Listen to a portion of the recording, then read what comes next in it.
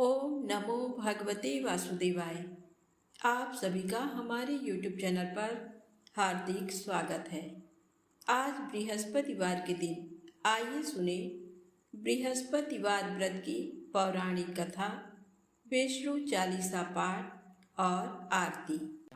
बृहस्पतिवार के दिन भगवान बृहस्पति की पूजा के अनेक महत्व बताए गए हैं। इस दिन जो व्यक्ति भगवान बृहस्पति की व्रत कथा पढ़ता या सुनता है, उसे सभी प्रकार के सुख प्राप्त होते हैं। इस कथा को सुनने या पढ़ने मात्र से धन और यश बढ़ता है, विद्या और पुत्र की प्राप्ति होती है, सभी रुके हुए कार्य सफल होते हैं। तो प्रेम से बोले बृहस्पति भगवान की जय हो। प्राचीन समय की बात है। भारत में एक राजा राज करता था। वह बड़ा प्रतापी तथा दानी था।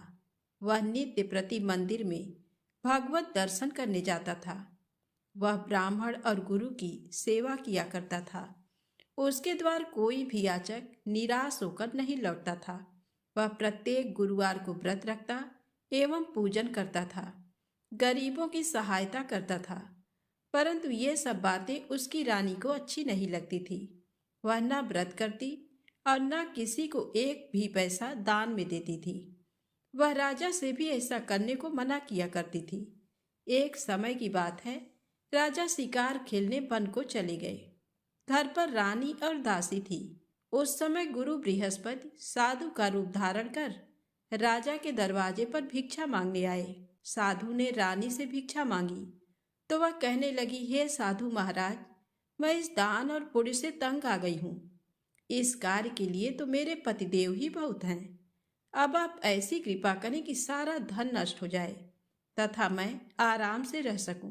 साधु रूपी बृहस्पति देव ने कहा, हे देवी, तुम बड़ी विचित्र हो।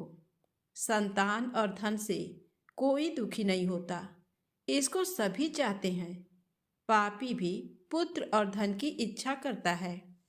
अगर तुम्हारे पास धन अधिक है तो भूखे मनुष्यों को भोजन कराओ, प्याऊ लगवाओ, ब्राह्मणों को दान दो, धर्मशालाएं बनवाओ, कुआं, तालाब, बावड़ी, बाग बगीचे आदि का निर्माण कराओ तथा निर्धनों की कुंवारी कन्याओं का विवाह कराओ, साथ ही यज्ञ आदि करो।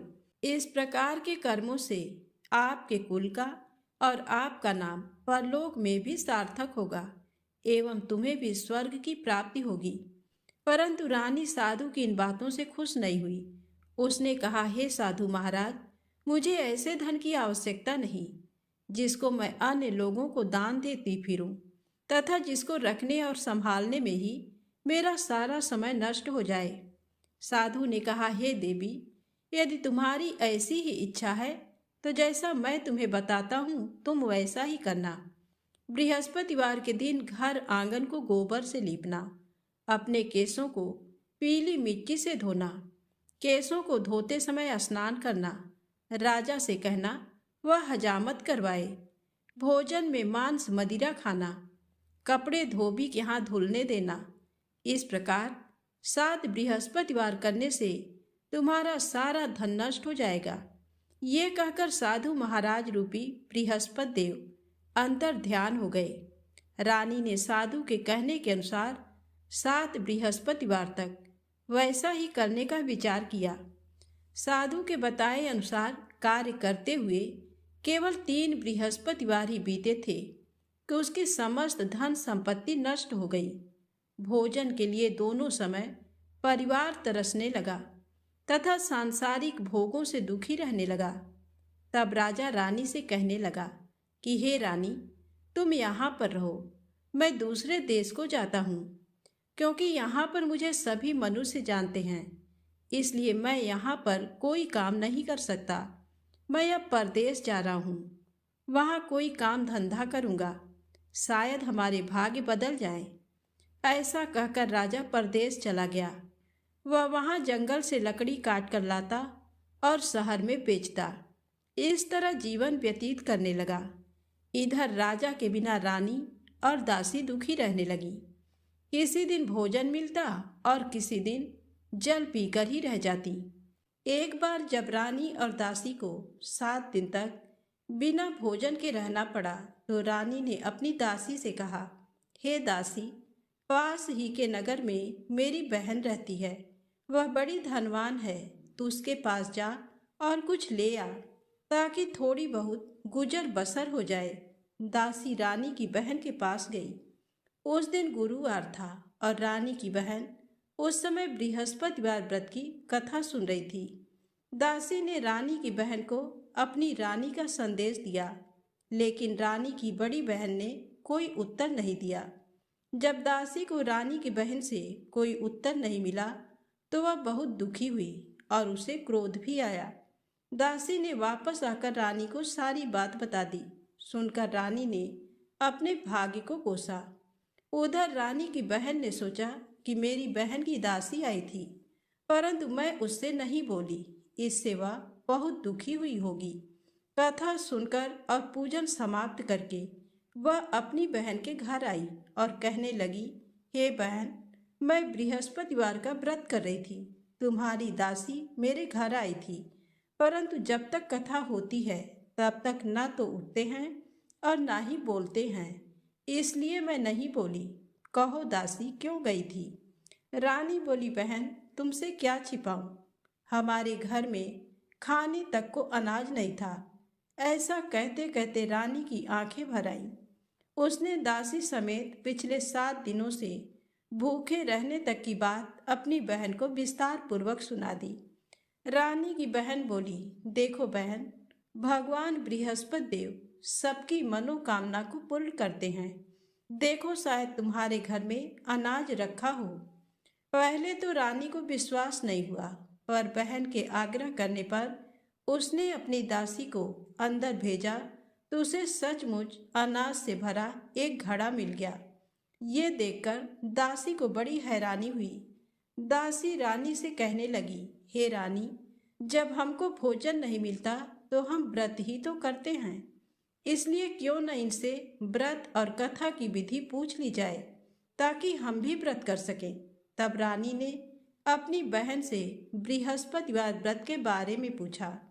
उसकी बहन ने बताया, बृहस्पतिवार के व्रत में चने की दाल और मुनक्का से विष्णु भगवान का केले की जड़ में पूजन करें तथा दीपक जलाएं, व्रत कथा सुने और पीला भोजन ही करें। इससे बृहस्पति देव प्रसन्न होते हैं। व्रत और पूजन विधि बताकर रानी की बहन अपने घर को लौट गई। 7 दिन के बाद जब गुरुवार आया तो रानी और दासी ने व्रत रखा। गुड़साल में जाकर चना और गुड़ लेकर आई, फिर उससे केले की जड़ तथा विष्णु भगवान का पूजन किया। अब पीला भोजन कहाँ से आए, इस बात को लेकर दोनों बहुत दुखी थे। चूंकि उन्होंने व्रत रखा था, इसलिए बृहस्पति देव उनसे प्रसन्न थे। इसलिए वे एक साधारण व्यक्ति का रूप धारण कर 2 थालों में सुंदर पीला भोजन दासी को दे गए। भोजन पाकर दासी प्रसन्न हुई और फिर रानी के साथ मिलकर भोजन ग्रहण किया। उसके बाद वे सभी गुरुवार को व्रत और पूजन करने लगी। बृहस्पति भगवान की कृपा से उनके पास फिर से धन संपत्ति आ गई, परंतु रानी फिर से पहले की तरह आलस्य करने लगी।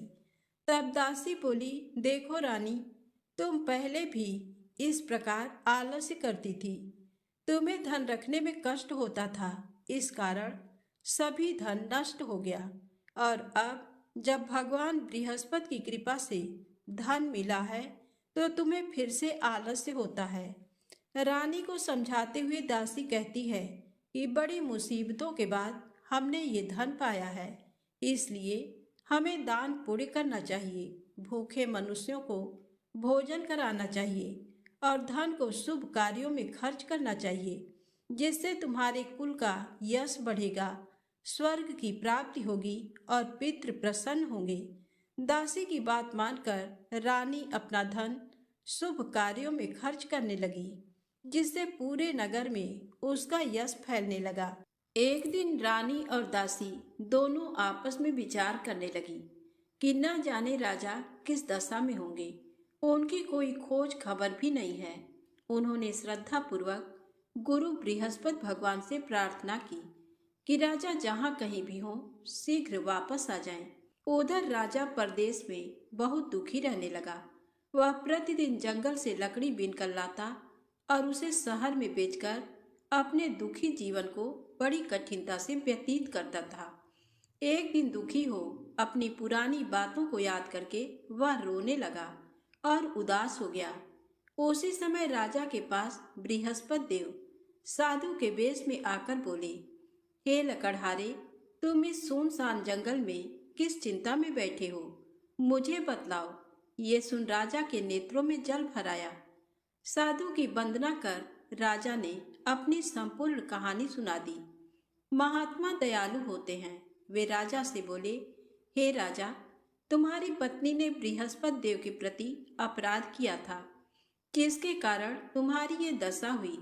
अब तुम किसी प्रकार की चिंता मत करो। भगवान तुम्हें पहले से अधिक धन देंगे। देखो, तुम्हारी पत्नी ने बृहस्पतिवार का व्रत प्रारंभ कर दिया है। अब तुम भी बृहस्पतिवार का व्रत करके चने की दाल व गुड़ जल के लोटे में डालकर केले का पूजन करो। फिर कथा कहो या सुनो। भगवान तुम्हारी सब कामनाओं को पूर्ण करेंगे। साधु की बात सुनकर राजा बोला, हे प्रभु, लकड़ी बेचकर तो इतना पैसा भी नहीं मिलता जिससे भोजन करने के उपरांत कुछ बचा सकूं। मैंने रात्र में अपनी रानी को व्याकुल देखा है। मेरे पास कोई साधन नहीं जिससे इसका समाचार जान सकूं। फिर मैं बृहस्पति देव की क्या कहानी कहूँ, ये भी मुझको मालूम नहीं है। साधु ने कहा, हे राजा, मन में बृहस्पति भगवान के पूजन व्रत का निश्चित करो। वे स्वयं तुम्हारे लिए कोई राह बना देंगे। बृहस्पतिवार के दिन तुम रोजाना की तरह लकड़ियां लेकर शहर में जाना। तुम्हें रोज से दुगना धन प्राप्त होगा, जिससे तुम भली भांति भोजन कर लोगे तथा बृहस्पति देव की पूजा का सामान भी आ जाएगा। जो तुमने बृहस्पतिवार की कहानी के बारे में पूछा है वह इस प्रकार है। प्राचीन काल में एक बहुत ही निर्धन ब्राह्मण था। उसके कोई संतान नहीं थी। वह नित्य पूजा पाठ करता। उसकी स्त्री न स्नान करती और न किसी देवता का पूजन करती। इस कारण ब्राह्मण देवता बहुत दुखी रहते थे। भगवान की कृपा से ब्राह्मण के यहाँ एक कन्या उत्पन्न हुई। कन्या बड़ी होने लगी। प्रातः स्नान करके वह भगवान विष्णु का जप करती। बृहस्पतिवार का व्रत भी करने लगी। पूजा पाठ समाप्त कर पाठशाला जाती तो अपनी मुट्ठी में जौ भरकर ले जाती और पाठशाला जाने के मार्ग में डालती जाती। लौटते समय वही जौ स्वर्ण के हो जाते तो उनको बीनकर घर ले आती। एक दिन वह बालिका सूप में उन सोने के जौ को फटक कर साफ कर रही थी कि तभी उसकी माँ ने देख लिया और कहा, हे बेटी, सोने के जौ को फटकने के लिए सोने का सूप भी तो होना चाहिए। दूसरे दिन गुरुवार था।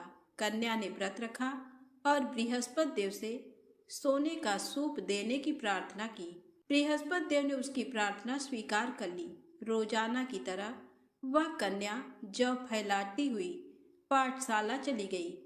पाठशाला से लौटकर जब वह जौ बीन रही थी तो बृहस्पति देव की कृपा से उसे सोने का सूप मिला। उसे वह घर ले आई और उससे जौ साफ करने लगी, परंतु उसकी माँ का वही ढंग रहा। एक दिन की बात है।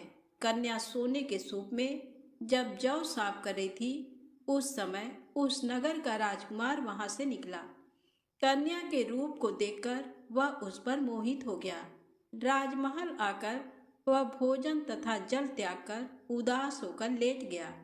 राजा को जब राजकुमार द्वारा अन्न जल त्यागने का समाचार ज्ञात हुआ तो अपने मंत्रियों के साथ वह अपने पुत्र के पास गया और कारण पूछा। राजकुमार ने राजा को उस लड़की के घर का पता भी बता दिया। मंत्री उस लड़की के घर गया। मंत्री ने ब्राह्मण के समक्ष राजा की ओर से निवेदन किया। कुछ ही दिन बाद ब्राह्मण की कन्या का विवाह राजकुमार के साथ संपन्न हो गया। कन्या के घर से जाते ही ब्राह्मण के घर में पहले की भांति गरीबी का निवास हो गया। एक दिन दुखी होकर ब्राह्मण अपनी पुत्री से मिलने गए। बेटी ने पिता की अवस्था को देखा और अपनी माँ का समाचार पूछा। ब्राह्मण ने सभी हाल कह सुनाया। कन्या ने बहुत सा धन देकर अपने पिता को विदा कर दिया, लेकिन कुछ दिन बाद फिर वही हाल हो गया। ब्राह्मण फिर अपनी कन्या के यहाँ गया और सभी हाल कहा, तो पुत्री बोली, हे पिताजी, आप माता जी को यहाँ लिवा लाओ, मैं उन्हें वह विधि बता दूंगी जिससे गरीबी दूर हो जाए।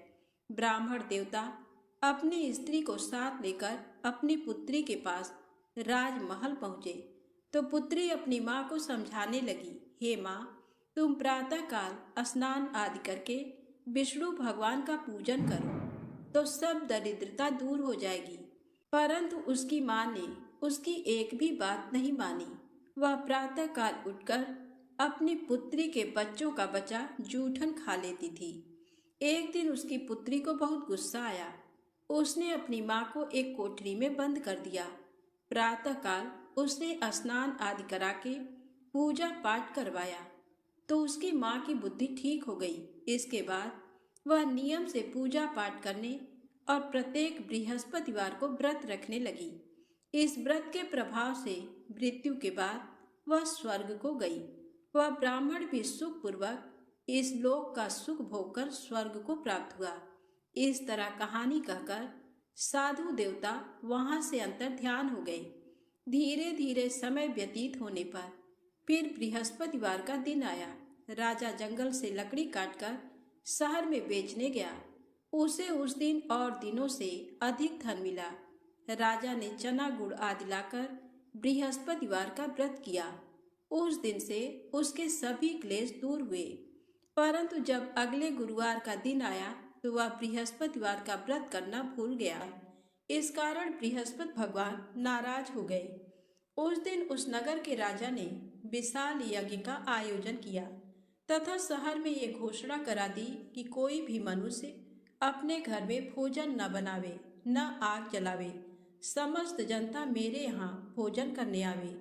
इस आज्ञा को जो न मानेगा उसे फांसी की सजा दी जाएगी। इस तरह की घोषणा संपूर्ण नगर में करवा दी गई। राजा की आज्ञा अनुसार शहर के सभी लोग भोजन करने गए, लेकिन लकड़हारा कुछ देर से पहुंचा। इसलिए राजा उसको अपने साथ घर लिवा गए और ले जाकर भोजन करा रहे थे तो रानी की दृष्टि उस खूंटी पर पड़ी जिस पर उसका हार लटका हुआ था।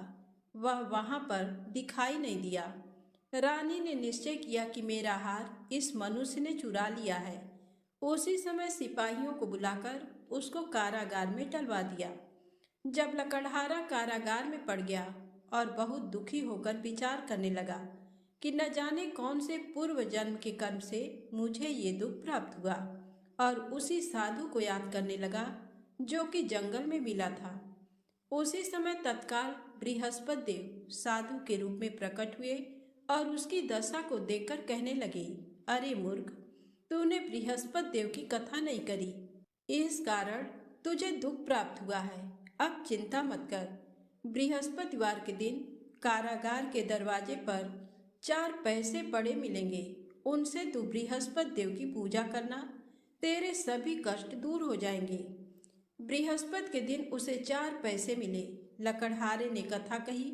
उसी रात्रि को बृहस्पति देव ने उस नगर के राजा को स्वप्न में कहा, हे राजा, तुमने जिस आदमी को कारागार में बंद कर दिया है वह निर्दोष है। वह राजा है, उसे छोड़ देना। रानी का हार उसी खूंटी पर लटका है। अगर तू ऐसा नहीं करेगा तो मैं तेरे राज्य को नष्ट कर लूंगा। इस तरह रात्रि के स्वप्न को देखकर राजा प्रातःकाल उठा और खूंटी पर हार देकर लकड़हारे को बुलाकर क्षमा मांगी तथा लकड़हारे को योग्य सुंदर वस्त्र आभूषण देकर विदा कर दिया। बृहस्पति देव की आज्ञा अनुसार लकड़हारा अपने नगर को चल दिया।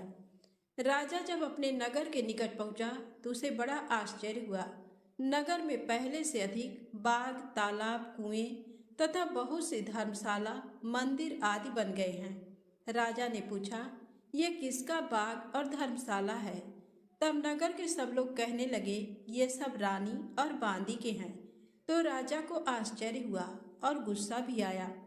जब रानी ने ये खबर सुनी कि राजा आ रहे हैं तो उन्होंने बांदी से कहा कि हे दासी, देख राजा हमको कितनी बुरी हालत में छोड़ गए थे। हमारी ऐसी हालत देखकर वह लौट न जाएं, इसलिए तू दरवाजे पर खड़ी हो जा। आज्ञानुसार दासी दरवाजे पर खड़ी हो गई। राजा आए तो उन्हें अपने साथ लिवा लाई। तब राजा ने क्रोध करके अपनी रानी से पूछा कि ये धन तुम्हें कैसे प्राप्त हुआ है। तब उन्होंने कहा, हमें ये सब धन बृहस्पति देव के इस व्रत के प्रभाव से प्राप्त हुआ है। राजा ने निश्चय किया कि 7 रोज बाद तो सभी बृहस्पति देव का पूजन करते हैं, परंतु मैं प्रतिदिन दिन में 3 बार कहानी तथा रोज व्रत किया करूँगा।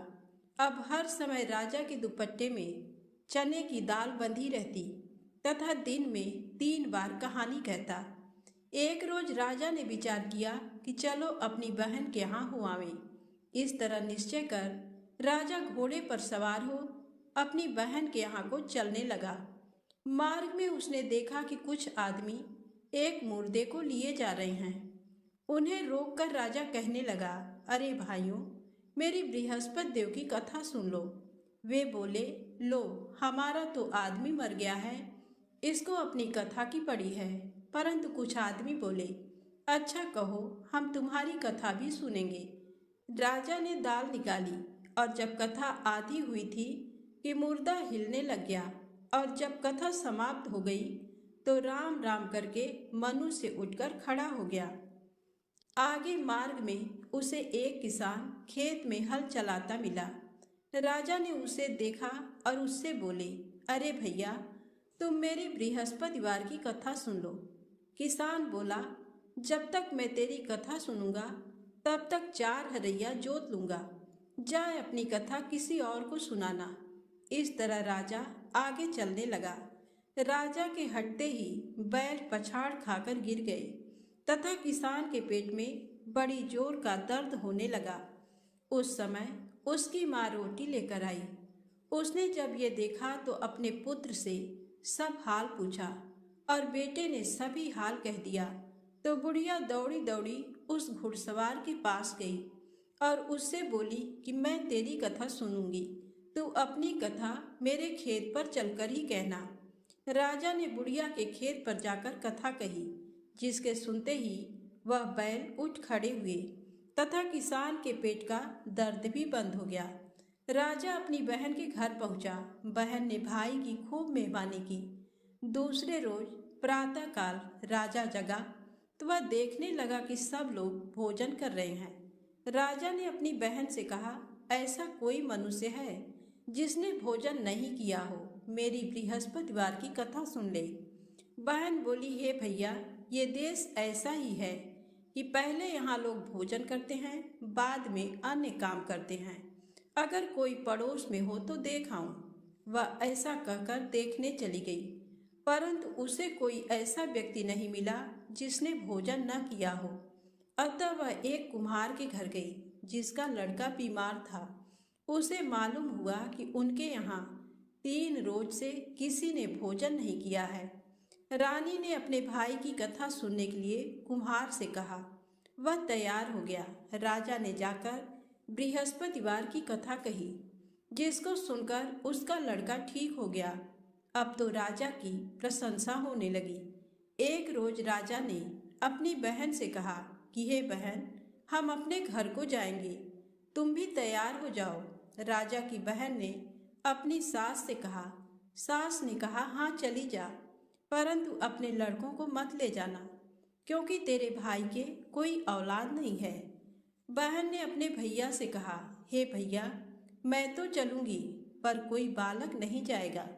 राजा बोला, जब कोई बालक नहीं चलेगा तब तुम ही क्या करोगी। बड़े दुखी मन से राजा अपने नगर को लौट आया। राजा ने अपनी रानी से कहा, हम निर्वंशी हैं, हमारा मुंह देखने का धर्म नहीं है और कुछ भोजन आदि नहीं किया।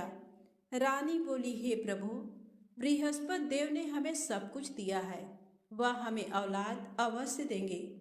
उसी रात को बृहस्पति देव ने राजा से स्वप्न में कहा, हे राजा, उठ, सभी सोच त्याग दे, तेरी रानी गर्भ से है। राजा को ये बात सुनकर बड़ी खुशी हुई। 9वें महीने में उसके गर्भ से एक सुंदर पुत्र पैदा हुआ। तब राजा बोला, हे रानी, स्त्री बिना भोजन के रह सकती है, पर बिना कहे नहीं रह सकती। जब मेरी बहन आवे तुम मुझसे कुछ कहना मत। रानी ने सुनकर हाँ कर दिया। जब राजा की बहन ने ये शुभ समाचार सुना तो वह बहुत खुश हुई तथा बधाई लेकर अपने भाई के यहाँ आई। तभी रानी ने कहा, घोड़ा चढ़कर तो नहीं आई, गधा चढ़ी आई। राजा की बहन बोली, भाभी, मैं इस प्रकार न कहती तो तुम्हें औलाद कैसे मिलती। बृहस्पति देव ऐसे ही हैं, जैसी जिसके मन में कामनाएं हैं सभी को पूर्ण करते हैं। जो सद्भावना पूर्वक बृहस्पतिवार का व्रत करता है एवं कथा पढ़ता है अथवा सुनता है, दूसरों को सुनाता है, बृहस्पति देव उसकी सभी मनोकामना पूर्ण करते हैं। प्रेम से बोले बृहस्पति भगवान की जय हो। अब आइए सुने विष्णु चालीसा पाठ। विष्णु सुनिए विनय, सेवक की चितलाय, कीरत कुछ वर्णन करूं, दीजय ज्ञान बताए।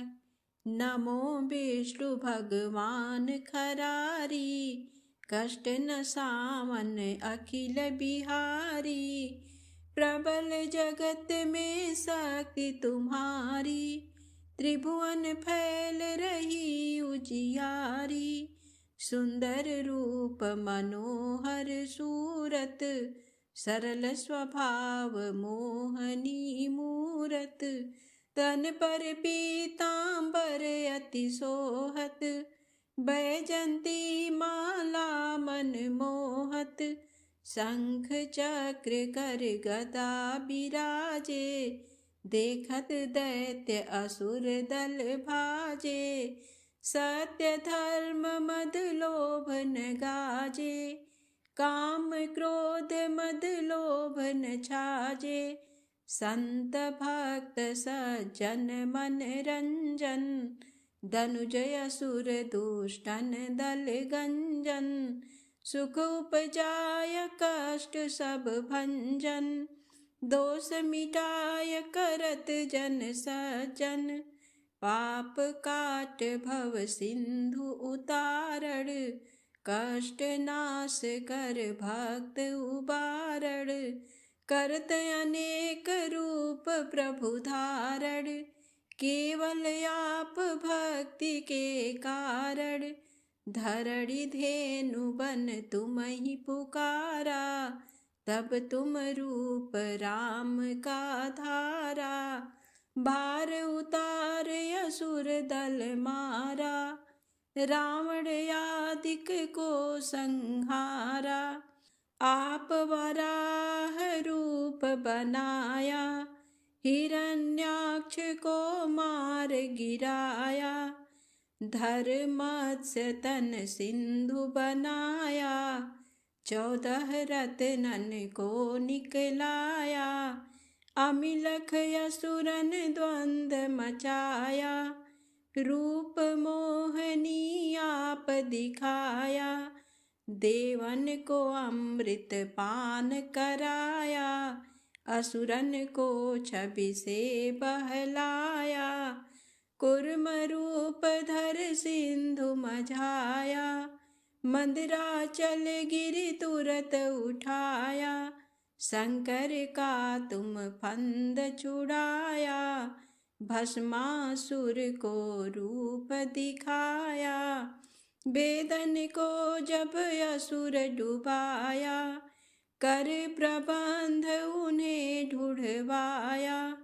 मोहित बन कर खलहि नचाया, उस ही कर से भस्म कराया। असुर जलंधर अति बलदाई, शंकर से उनकी न लड़ाई। हार पार शिव सकल बनाई, कीन सती से छल खल जाई। सुमिरन कीन तुम्हें शिवरानी, बतलाई सब विपत कहानी, तब तुम बने मुनीश्वर ज्ञानी। वृंदा की सब सुरति भुलानी, देखत तीन धनुज सैतानी। वृंदा आय तुम्हें लपटानी, हो इस परस धर्म क्षति मानी। हना असुर उर शिव सैतानी, तुमने ध्रुव प्रहलाद उबारे। हिरणाकुश आदिक खल मारे, गणिका और अजामिल तारे। बहुत भक्त भव सिंधु उतारे, हरहु सकल संताप हमारे। कृपा करहु हरि सिर जनहारे, देखहु मैं निज दरस तुम्हारे। दीन बंधु भक्तन हितकारे, चाहत आपका सेवक दर्शन। करहु दया अपनी मधुसूदन, जानू नहीं योग्य जप पूजन। होय यज्ञ ये स्तुति अनुमोदन, शील दया संतोष सुलक्षण। विदित नहीं व्रत बोध विलक्षण, करहूँ आपका किस विधि पूजन। कुमति बिलोक होत दुख भीषण, करहूँ प्रणाम कौन विधि सुमिरन। कौन भांति मैं करहूँ समर्पण, सुर मुनि करत सदा सेवकाई। हर्षित रहत परम गति पाई, दीन दुखिन पर सदा सहाई। निज जन जान लेओ अपनाई, पाप दोष संताप नसाओ। भव बंधन से मुक्त कराओ, सुत संपत्ति दे सुख उपजाओ। निज चरणन का दास बनाओ, भक्त सदा ये विनय सुनावे। पढ़े सुने जो जन सुख पावे। प्रेम से बोले विष्णु भगवान की जय हो। अब आइए सुने बृहस्पति देव की आरती। ओम जय बृहस्पति देवा, ओम जय बृहस्पति देवा। छिन छिन भोग लगाऊं, छिन छिन भोग लगाऊं, कदली फल मेवा। ओम जय बृहस्पति देवा, तुम पूर्ण परमात्मा, तुम अंतर्यामी। जगत पिता जगदीश्वर, जगत पिता जगदीश्वर, तुम सबके स्वामी।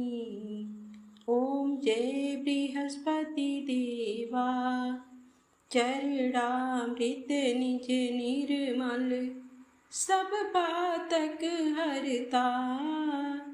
सकल मनोरथ दायक, सकल मनोरथ दायक, कृपा करो भरता। ओम जय बृहस्पति देवा, तन मन धन अर्पण कर, जो जन शरण पड़े। प्रभु प्रकट तब हो कर, प्रभु प्रकट तब हो कर, आकर द्वार खड़े। ओम जय बृहस्पति देवा, दीन दयाल दयानिधि, भक्तन हितकारी। पाप दोष सब हरता, पाप दोष सब हरता, भव बंधन हारी। ओम जय बृहस्पति देवा, सकल मनोरथ दायक सब संशय हारो। विषय विकार मिटाओ, विषय विकार मिटाओ, संतन सुखकारी। ओम जय बृहस्पति देवा। श्री बृहस्पति जी की आरती प्रेम से जो गावे, सुख संपत्ति धन वैभव, सुख संपत्ति धन वैभव, सो निश्चय पावे। ओम जय बृहस्पति देवा। प्रेम से बोले विष्णु भगवान की जय, बृहस्पति देव भगवान की जय।